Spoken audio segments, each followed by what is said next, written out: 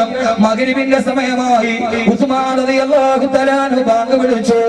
ആ സമയത്താണ് എതിരാളികൾ വാതിൽ തുറന്നിട്ട് അകത്തോട്ട് വന്നു. ഉസ്മാൻ റളിയല്ലാഹു അൻഹു ഖുർആൻ ഓതുകയാണ്. പുറകീന്ന് മൂർച്ചയുള്ള കുന്തം കൊണ്ട് ഉസ്മാൻ റളിയല്ലാഹു അൻഹുവിനെ മുതുകത്തോട്ട് കുത്തിയിറക്കി. വാളിന്റെ അഗ്രഭാഗം വയറ് തുളച്ചു കീറിയിട്ട് കുട്ടൽമാല മുഴുവനും വെളിയിലോട്ട് ചാടി. രക്തം ഇങ്ങനെ തരിച്ചൊഴുകുമ്പോ കയ്യിലിരിക്കുന്ന ഖുർആനിലേക്ക് രക്തത്തുള്ളികൾ തെറിച്ചു വീഴുകയാ. സൂറത്തുൽ ബഖറയിലെ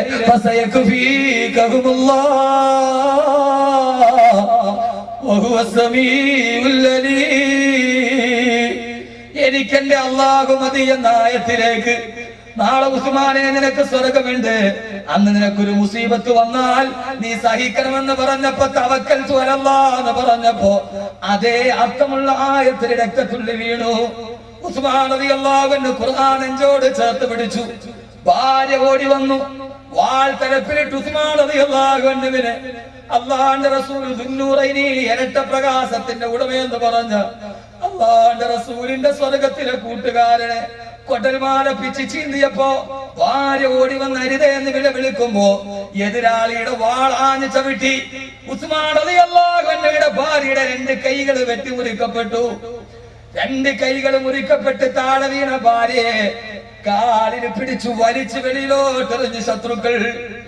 ഉസ്മാൻ റളിയല്ലാഹു തആല കുട്ടൽമാല വെളിയിലോട്ട് ചാടുമ്പോ ഖുർആനിലേക്ക് രക്തത്തുള്ളികൾ തെറിച്ചു വീടുമ്പോ ആ രക്തത്തുള്ളികൾ ഖുർആൻ തന്നെ നെഞ്ചോട് ചേർത്ത് പിടിച്ചിട്ട് ആദ്യമായി ഇന്ന് കാണുന്ന രീതിയിൽ ഖുർആൻ ലിപി ഉണ്ടാക്കിയത് ഉസ്മാൻ റളിയല്ലാഹു അൻഹു.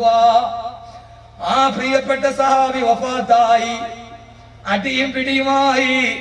അല്ലാഹുവിന്റെ റസൂലിന്റെ പ്രിയപ്പെട്ട സഹാബി വഫാത്തായി. ബഹുമാനപ്പെട്ട അബൂ ഹുറൈറ റളിയല്ലാഹു അൻഹു പിന്നീട് പറയാറുണ്ട്, ലിന്നാസി ഹമ്മുൻ വലി ഫിൽ യൗമി ഹമ്മാനി ഹമ്മുൽ ഖറാബി വഹമ്മു ശൈഖി ഉസ്മാനി. ലിന്നാസി ഹമ്മുൻ വലി ഫിൽ യൗമി ഹമ്മാനി ഹമ്മുൽ ഖറാബി വഹമ്മു ശൈഖി ഉസ്മാനി. ഉസ്മാൻ റളിയല്ലാഹു അൻഹു വഫാത്തായപ്പോ എല്ലാവർക്കും ഒരു ദുഃഖമേ ഉള്ളൂ. എനിക്ക് 2 ദുഃഖമാണ്. ഒന്ന് ഉസ്മാൻ റളിയല്ലാഹു അൻഹു വഫാത്തായ ദുഃഖം. പിന്നെ ആ തിരക്കിന്റെ ഇടയിൽ അല്ലാഹുവിന്റെ റസൂൽ എനിക്കൊരു സഞ്ചി തന്നിരുന്നു. ആ സഞ്ചി നഷ്ടപ്പെട്ടു പോയ ദുഃഖം. ഒരു ദിവസം വിശന്നപ്പോ നബി തങ്ങളുടെ അടുക്കൽ ഞാൻ പോയി. നബിയുടെ സഞ്ചി തന്നു. അബൂ ഹുറൈറ, എപ്പോ വിശന്നാലും കൈയിട്ടാ മതി, അതിന്റെ ഉള്ളിൽ നീത്തപ്പഴം വരും. ആ മാന്ത്രിക സഞ്ചി എനിക്ക് ആ ബഹളത്തിന്റെ ഇടയിൽ നഷ്ടപ്പെട്ടു പോയി. ഇസ്ലാമിക ലോകത്തിനെല്ലാം നഷ്ടപ്പെട്ടു. ഉസ്മാൻ റളിയല്ലാഹു അൻഹുവിന്റെ മയ്യത്തും വഹിച്ചുകൊണ്ട് മദീനത്തുൽ ബഖീയിലേക്ക് മയ്യത്തടക്കാൻ സഹാബത്ത് പോകുമ്പോ സഹോദരങ്ങളെ എതിരാളികൾ പാത്തിരുന്നിട്ട് കല്ലെറിയാൻ തുടങ്ങി. സഹാബത്തിന്റെ കല്ലെറിഞ്ഞു.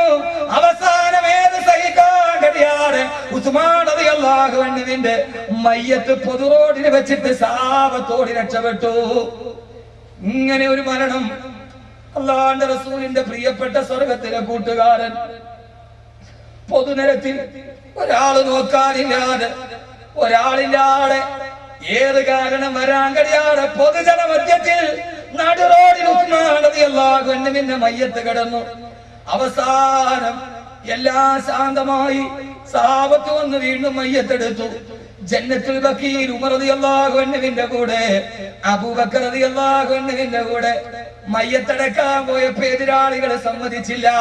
ഇവിടെ അടക്കാൻ പറ്റില്ല, ജന്നത്തുൽ ബഖീൽ നിന്ന് വെളിയിലാക്ക്. ഉസ്മാൻ റളിയല്ലാഹു അൻഹുവിന്റെ മയ്യത്ത് ജന്നത്തുൽ ബഖീൽ അടക്കാൻ സമ്മതിച്ചില്ല. അവസാനം ജന്നത്തുൽ ബഖീലിന്റെ വെളിയിലാണ് സയ്യിദുനാ ഉസ്മാൻ ഇബ്നു അഫ്ഫാൻ റളിയല്ലാഹു അൻഹുവിന്റെ മയ്യത്തടക്കം ചെയ്യപ്പെട്ടത്. പക്ഷെ ഇപ്പൊ സിയാറത്തിന് പോയാൽ ജന്നത്തുൽ ബഖീലിന്റെ ഉള്ളിലാണ് ഉസ്മാൻ റളിയല്ലാഹു അൻഹുവിന്റെ മയ്യത്ത്. ഖബർ ബഖീലിന്റെ ഉള്ളിലാണ്, അല്ലേ? ബഖീലിന്റെ ഉള്ളിൽ റസൂലുള്ളാഹിയുടെ പ്രിയപ്പെട്ട സഹാബിയുടെ വഫാത്ത്. എത്ര നന്നായി ജീവിച്ചു. ഖുർആൻ സ്തുതിച്ച അടിമ. ഇതാണ് ഖുർആൻ സ്തുതിച്ച അടിമയുടെ വഫാത്താണ്.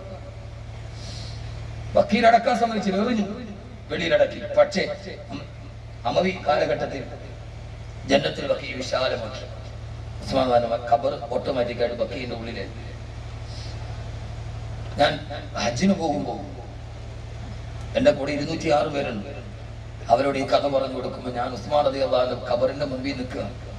അള്ളാഹുവിന്റെ റസൂൽ സ്വർഗത്തിലെ കൂട്ടുകാരനാന്ന് പറഞ്ഞ അബൂബക്കർ റളിയല്ലാഹു അൻഹുവിന്റെ ഖബർ റസൂലുള്ളാഹി തൊട്ടടുത്ത, ഉമർ റളിയല്ലാഹു അൻഹുവിന്റെ ഖബർ തൊട്ടടുത്ത. പക്ഷേ മൂന്നാമത്തെ ഖലീഫ റസൂലുള്ളാഹിയുടെ 2 പെൺമക്കളെ വിവാഹം ചെയ്ത മരുമകൻ എന്തേ വെളിയിലായി ഇത്ര അകലത്തിലെന്ന് നോക്കുമ്പോഴാണ് സുബ്ഹാനല്ലാഹ് അറിയാതെ മനസ്സ് പറഞ്ഞു പോയത്. ഉസ്മാൻ റളിയല്ലാഹു അൻഹുവിന്റെ ഖബറിന്റെ അടുക്കൽ നിന്ന് നേരെ നോക്കിയാൽ ഒരൊറ്റ വര വരച്ചാലെത്തുന്നത് അല്ലാഹുവിന്റെ റസൂലിന്റെ റൗള ശരീഫിന്റെ നേരെയാ. അങ്ങനെയാണെങ്കിലും ആ ബന്ധത്തിന്റെ പൂർണ്ണത പോലെ, പ്രേമത്തിന്റെ ആവിഷ്കാരം പോലെ ഉസ്മാൻ റളിയല്ലാഹു അൻഹുവിന്റെ ഖബറിൽ നിന്ന് നേരെ ഒരു വര വരച്ചാൽ എത്തുന്നത് എവിടേക്കെന്നറിയോ? അലാ സദരിൻ നബിയിൽ മുസ്തഫ, അല്ലാഹുവിന്റെ റസൂലിന്റെ നെഞ്ചിന്റെ നേരെ, അല്ലാഹുവിന്റെ റസൂലിന്റെ നെഞ്ചിന്റെ നേരെ. അങ്ങനെ ഖുർആൻ സ്തുതിച്ച അടിമ ഈ ലോകത്ത് നിന്ന് വിട പറഞ്ഞു. അള്ളാഹു നമ്മുടെ ഇന്നത്തെ വഅദ് കബൂലാക്കട്ടെ. കബൂലാകണമെങ്കിൽ ഖുർആൻ സ്തുതിച്ച അടിമയ്ക്ക് 3 ഗുണമുണ്ടായിരുന്നു. ആ 3 ഗുണം ജീവിതത്തിൽ ഉണ്ടാവണം. ഇൻഷാ അല്ലാഹ് ചെയ്യോ ചെയ്യോ. ഒന്ന്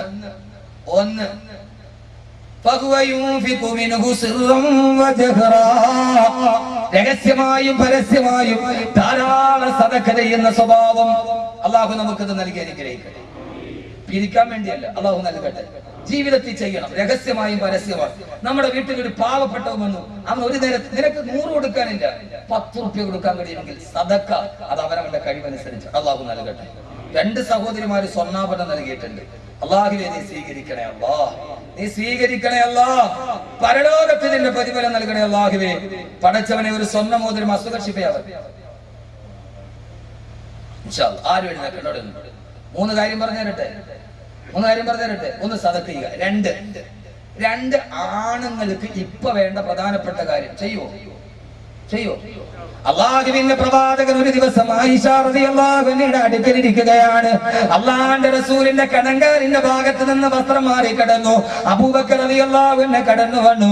അള്ളാഹുവിന്റെ റസൂൽ വസ്ത്രം മറച്ചില്ല. ഉമർ റളിയല്ലാഹു അൻഹു വന്നു. റസൂലുള്ളാഹി അങ്ങനെ തന്നെ ഇരുന്നു. വെളിവായ ഭാഗം റസൂലുള്ളാഹി മറച്ചില്ല. കുറെ കഴിഞ്ഞപ്പോ ഉസ്മാൻ റളിയല്ലാഹു അൻഹു കടന്നു വന്നു. അള്ളാഹുവിന്റെ റസൂൽ ആ വസ്ത്രം എടുത്തിട്ട് ആ വെളിവായ കാലിന്റെ ഭാഗം മറച്ചു. ആയിഷ റളിയല്ലാഹു അൻഹ ചോദിച്ചു, നബിയേ അബൂബക്കർ വന്നപ്പോ മറച്ചില്ല, ഉമർ വന്നപ്പോ മറച്ചില്ല റളിയല്ലാഹു അൻഹു, ഉസ്മാൻ റളിയല്ലാഹു അൻഹു വന്നപ്പോ എന്തേ നബിയേ നിങ്ങൾ മറച്ചതെന്താ? അല്ലാഹുവിന്റെ റസൂൽ ചോദിച്ച ആയിഷ, അല്ലാഹുവിന്റെ മലക്കുകൾ പോലും നാണം കാരണത്താൽ മാറി നിൽക്കുന്ന മനുഷ്യനാണ് ഉസ്മാൻ റളിയല്ലാഹു അൻഹു. ആ മനുഷ്യന്റെ മുമ്പിൽ നമ്മൾ നാണം കാണിക്കണ്ടേ? ഏറ്റവും വലിയ ലജ്ജയുള്ള സഹാബി, കാമിലുൽ ഹയാഇ വൽ ഈമാൻ, ഏറ്റവും വലിയ ലജ്ജയുള്ള പുരുഷൻ. നമ്മൾ സ്ത്രീകളുടെ ലജ്ജയെ കുറിച്ച് വളരെ പറയും. ഞാൻ നേരെ തിരിച്ച് ആന്റി ക്ലോക്ക് വൈസ, ഘടികാരത്തിന്റെ സൂര്യ പുറകോട്ട് കറങ്ങട്ടെ, പുരുഷന് ലജ്ജ വേണം എന്ന് പറഞ്ഞ ഇത്തിരി പണം കൂടി ഒന്ന് ഗൾഫിൽ പോയി വന്ന രാവിലെ കെട്ടിക്കാറായ പെമ്മക്കളുണ്ടെങ്കിൽ ബർമുട ഇട്ടോട്ട് വാപ്പ നടക്കരുതെന്ന് ചുരുക്കും. എനിക്ക് പണമുണ്ട്, എനിക്ക് അത്യാവശ്യ സാമ്പത്തികമുണ്ട് എന്ന് 4 പേര് അറിയാളെ ഇപ്പോഴത്തെ അടയാളം എന്താ? ബർമുട. എനിക്ക് പണമുണ്ട്, ഞാൻ ഗൾഫിലാണ്, അത്യാവശ്യമൊക്കെ ആയി എന്നറിയിക്കാനുള്ള സിമ്പൽ ഏതാ? പെണ്ണിനല്ല, പുരുഷന് ലജ്ജ വേണം. പുരുഷന് ലജ്ജ വേണം. പുരുഷന് ലജ്ജ വേണം. ലജ്ജയുള്ള പുരുഷനാണ്. 3 ഗുണപാഠം ഇന്ന് പഠിച്ചിട്ട് പോയി. 2 ദിക്ർ പഠിച്ചില്ലേ? മറന്നാ? ഇന്നത്തെ മറന്നാ? 2 ദിക്റും പഠിച്ചു, 3 ഗുണപാഠവും പഠിച്ചു. ഇതിൻഷാള്ള ജീവിതം ഒന്ന് സദക്ക കടിയുന്ന പോലെ ചെയ്യും. എല്ലാ സദസ്സിലും ചെയ്യും. വെള്ളിയാഴ്ച പള്ളിയിൽ ബക്കറ്റ് വരുമ്പോ ഒടുക്കത്തിരിപ്പ് ഇങ്ങനെ ഇരിക്കുന്നു. ആ സമയത്ത് ഒരെണ്ണം ഉറക്കമില്ലാത്തവർ. വെള്ളിയാഴ്ച പള്ളിയിൽ വരുമ്പോ എനിക്കൊരു കോടീശ്വരൻ അറിയാം, മഹലൊന്നും പറയില്ല, ഇന്നേ വരെ വെള്ളിയാഴ്ച ആൾ 1 രൂപ ഇട്ടിട്ട്.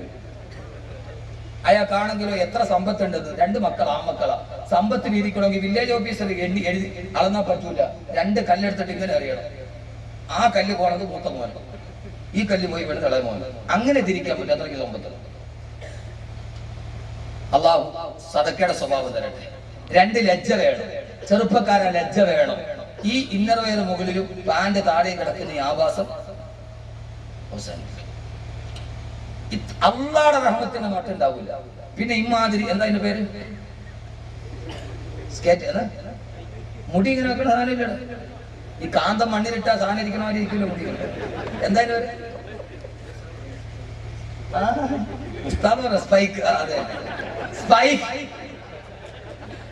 സ്പൈക്ക് ചെയ്യുക. ഈ ആഭാസം നിർത്തണം. പള്ളിയിൽ പോയപ്പോൾ നിസ്കരിക്കാൻ പറ്റാത്ത അവസ്ഥ ഒരു പുരുഷൻ മാന്യമായ രീതിയിൽ ചെറുപ്പക്കാരെ വേഷവിധാനം ചെയ്യണം. ഇത് ആഭാസമാണ്. അള്ളാന്റെ റഹ്മത്തിന്റെ മലക്കൾ നോക്കൂല.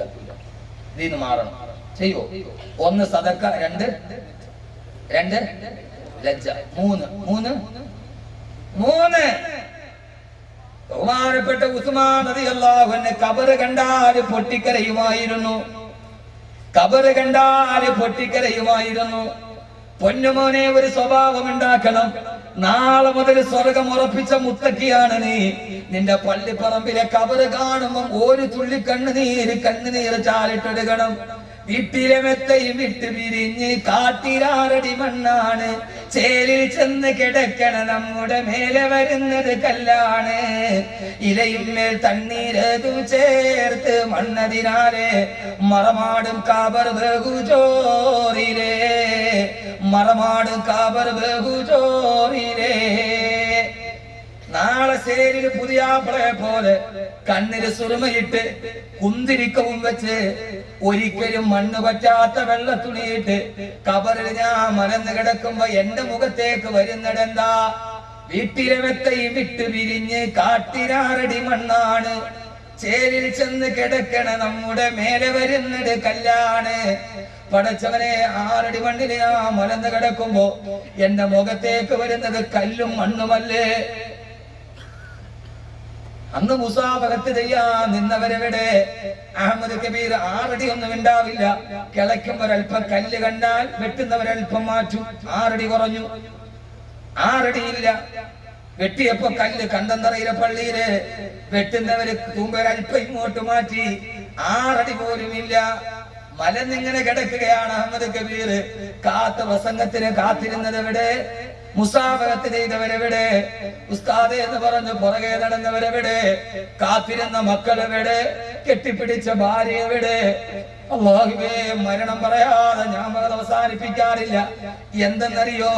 റസൂലുള്ളാഹിയുടെ അടുക്കൽ ഒരു സഹാബി വന്നിട്ട് പറഞ്ഞു, നബിയേ, ഞങ്ങളുടെ നാട്ടിലൊരു വലിയ പ്രഭാഷകൻ വന്നിട്ടുണ്ട്. എന്തൊരു വഹളാണ്, എന്തൊരു പ്രസംഗമാണ് നബിയെ. ജനലക്ഷങ്ങള് കേൾക്കാൻ കാത്തു നിൽക്കുകയാ. റസൂലുള്ള ചോദിച്ചു, ആ പ്രസംഗിക്കുന്ന ആളും മരണത്തെ കുറിച്ച് വകുത് പറയുവോ? ഇല്ല നബിയെ, മരണത്തെ കുറിച്ച് പറയാറില്ല. എന്നാ അയാള് നല്ല പ്രഭാഷകനല്ലെന്ന് നബിയുനാ റസൂലുള്ളാഹ്. അതുകൊണ്ടാണ് ഞാൻ മരണം പറഞ്ഞ് അവസാനിപ്പിക്കുന്നത്. അള്ളയുടെ നല്ല പ്രഭാഷകനാക്കട്ടെ, ഇഹത്തിലും പരത്തിലും. അല്ലാഹുവേ, അഹമ്മദ് കബീർ മലന്ന് കിടക്കാണ്. പലക വെച്ചിട്ട് മുകളിൽ പലക വെച്ചു. ഒരു ചെറിയ സുഷിരം കണ്ടു. ആളുകൾ പറഞ്ഞു, ആ ഊട്ട കൂടെ അടയ്ക്കുക. പലക വെച്ചടച്ചു. പലകയുടെ ഇടയിൽ ഒരു വിടവ്. അവിടെ മണ്ണ് കുടച്ചിട്ട് അടയ്ക്കും. മണ്ണ് താഴോട്ട് വീഴാൻ പാടില്ല. ഒരു ശ്വാസം പോലും മുഖത്തോട്ട് വരാത്ത രാത്രിയിൽ പൊന്നുമോനെ ഉസ്മാൻ റളിയല്ലാഹു അൻഹുവിനോട് ചോദിച്ചു, എന്തിനാ ഖബർ കണ്ടിട്ട് കരയുന്നത്? എന്തിനാ? നിങ്ങൾ അല്ലാഹുവിന്റെ റസൂലിന്റെ സ്വർഗ്ഗത്തിലെ കൂട്ടുകാരനല്ലയോ? ഉസ്മാൻ റളിയല്ലാഹു അൻഹു പറഞ്ഞ മറുപടി പറഞ്ഞ് ഞാൻ പിരിയുകയാണ്. അൽ ഖബറു അവ്വലു മൻസിലിൻ മിൻ മനാസിലിൽ ആഖിറ. ഖബർ എന്ന് പറഞ്ഞാൽ ആഖിറത്തിലേക്കുള്ള ചവിട്ടുപടി ഒന്നാമത്തേതാണ്. ഖബറിൽ രക്ഷപ്പെട്ടോ, സിറാത്ത് രക്ഷപ്പെട്ടു. ഖബറിൽ രക്ഷപ്പെട്ടോ, ഹിസാബ് രക്ഷപ്പെട്ടു. ഖബറിൽ രക്ഷപ്പെട്ടോ, അർശ് രക്ഷപ്പെട്ടു. ഖബറിൽ രക്ഷപ്പെട്ടോ, നരകത്തിൽ നിന്ന് രക്ഷപ്പെട്ടു. ഇതിന്റെ ആദ്യത്തെ കവാടം ഖബറാണ്. ഖബറെന്ന് കേട്ടാൽ തൽക്ഷണം ഞെട്ടേണ്ടതാ. കണ്ടാലുടനുമാ വിട്ടു നീ കരയേണ്ടതാ. മേടയ്ക്കു പകരം മാളമാ സുബ്ഹാന, റബ്ബി അതിൽ കിടക്കേണ്ടതാണ് സുമാന. അല്ലാഹുവേ, ഞങ്ങളെ ഖബറിൽ രക്ഷിക്കണേ. അല്ലാഹുവേ, ഒരൊറ്റ വഴി ഖബർ കാണുമ്പോ കരയുക. അല്ലാഹു നമ്മളെ കൂട്ടത്തിൽ പെടുത്തട്ടെ.